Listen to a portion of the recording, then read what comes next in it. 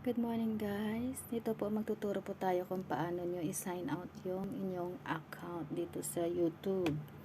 Una lang po, pasukin nyo yung YouTube channel nyo.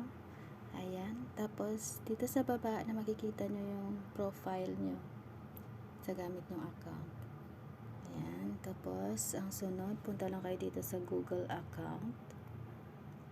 Ayan siya. Tapos, sa baba, manage accounts on this device. Pasukin nyo.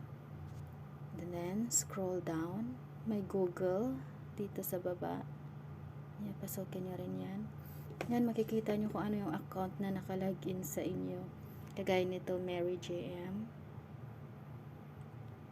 Ayan siya. Tapos, pindutin ko lang yung more. Makikita nyo na yung remove account. Ayan. Remove. Pag ni-remove mo yan siya dyan, sign out na kayo.